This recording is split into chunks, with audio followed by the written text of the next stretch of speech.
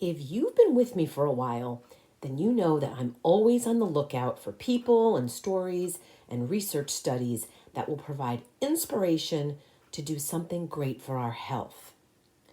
Well, you don't have to look very far for this week's inspiration because it is all around us. It's the great pumpkin spice. It's everywhere, and it seems like we hear about it earlier and earlier each and every year. Let's talk about pumpkin spice today, the good, the bad, and the ugly. Come on in. Thank you so much for joining me. This is the Wishing You Well podcast, and I am Maria Patrick. I'm your host, I'm a health coach, and I'm a Qigong instructor, and this little podcast is being listened to in 25 countries around the world. We just added Denmark, so welcome aboard my new friends and listeners in Denmark. So here in the United States, it's all things pumpkin spice right now. They say that pumpkin spice is as American as apple pie. There's pumpkin spice coffee and tea. There's ice cream and yogurt, kale chips that are flavored with pumpkin spice, granola bars, salad dressing, avocado oil, cashew butter, popcorn, fudge, cookies, breads, muffins, pound cake, bagels, whipped cream, coffee creamer, cream cheese, protein shakes, marshmallows, almonds, cereal, Pop-Tarts. The good old Pillsbury cinnamon rolls are now flavored this season with pumpkin spice, pancake and waffle mix, and pumpkin spice has even made its way into bourbon, beer, dog treats, toothpaste, and Werther's caramels. It's one of those things that you either love or hate. I know many people who count down until the day that Starbucks starts featuring the pumpkin spice latte on their menu. And I also know there are people out there who cannot hide their hatred for it.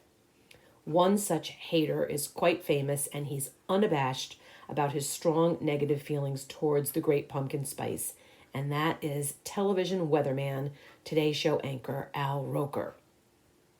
The interesting thing about pumpkin spice is that it includes several ingredients, none of which are actually pumpkin. Pumpkin spice, also known as pumpkin pie spice, is a spice mix that includes cinnamon, nutmeg, ginger cloves, and sometimes allspice, which, in case you didn't know, is actually pimento berry. Believe it or not, according to Wikipedia, yearly sales of this ubiquitous spice blend top $50 million.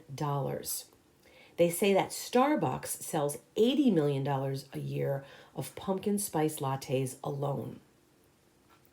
The pumpkin spice topic gets controversial, and it's not because people are expressing their like or dislike for the flavoring so much. It's because of the flavorists behind the many products containing the so-called spice. Flavorists are the professionals that are in charge of taking natural and artificial flavorings and synthesizing them into something that we will love.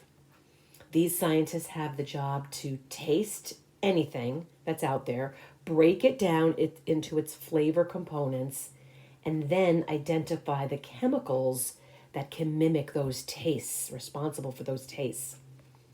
The career of a flavorist starts by doing something that I was not interested in doing, which is studying chemistry and completing a years-long apprenticeship program. After that, they're tested on their ability to recognize over 2,000 chemical compounds by taste and scent. If they pass, they can be accepted into what is known as the Society of Flavor Chemists. Several years ago, the internet worked itself into a minor uproar and frenzy about the fact that those very popular Starbucks pumpkin spice lattes didn't contain any real pumpkin.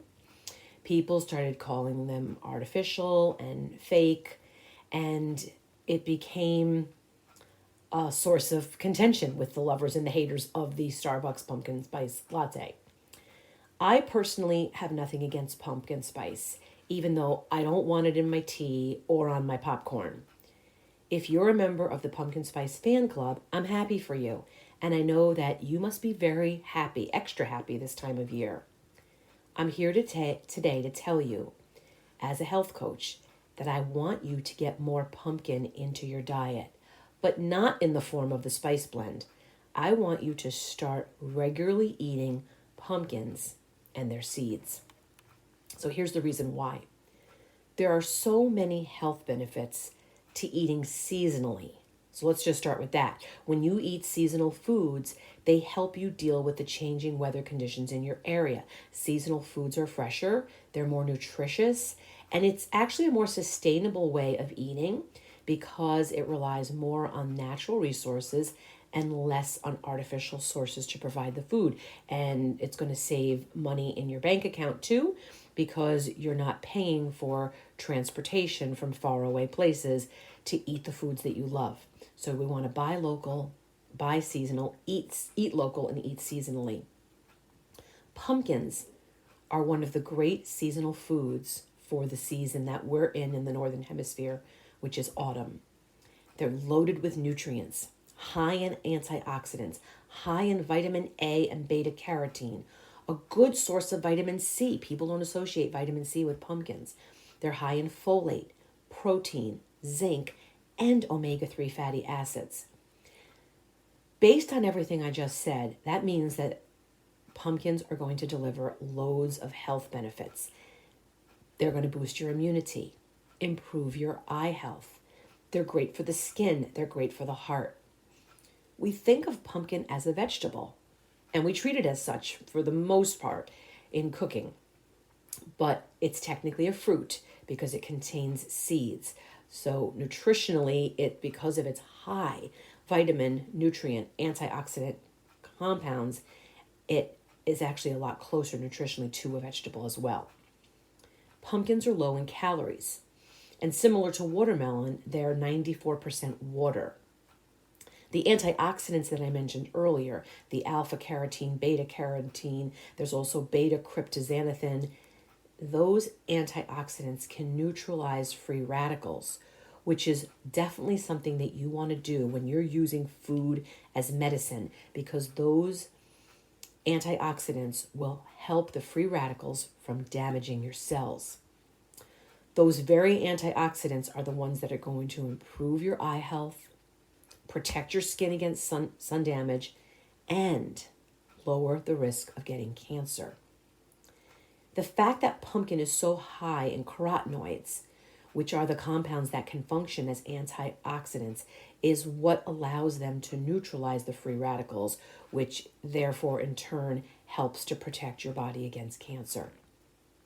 Beta carotene is what your body uses to turn into vitamin A, which is a key player. A lot of people are sleeping on vitamin A. They don't realize that it's a key player in boosting your immune system and helping your body to fight infections. As I said earlier, we don't think of pumpkins as being a great source of vitamin C, but they are.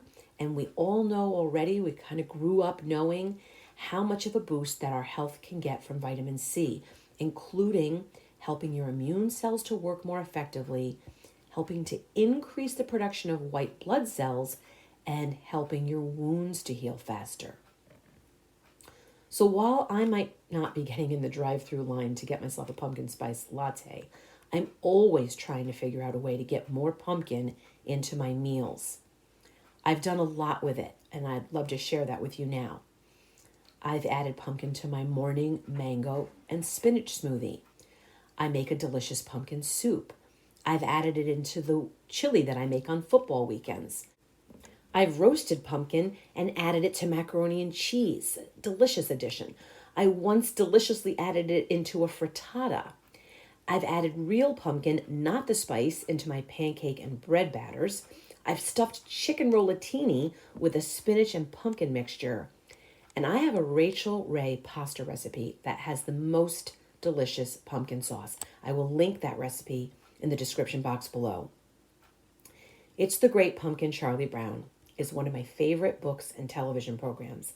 I look forward to watching it every year. And recently I was listening to the fabulous soundtrack of the show with one of my sons. That show, which was the third television special created by Charles Schulz, the man behind the Peanuts characters in the comic strip, is all about the preparations leading up to Halloween.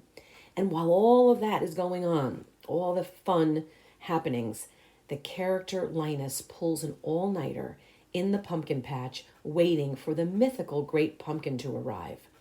Linus believes in the power of the Great Pumpkin so much that he misses out on trick-or-treating, he misses out partying, having the Halloween party with his sister Lucy and their friends Charlie Brown and Pigpen and Sally and Schroeder and Violet and Snoopy the dog. I believe in the power of the Great Pumpkin also. The power it has to improve your health, your eyesight, your energy, your strength, your immunity, your resistance to disease. How will you add the Great Pumpkin into your life? I can't wait for you to tell me how it helps you. I'll see you next week. Until then, enjoy the season, eat more pumpkin, and please know that I am wishing you well.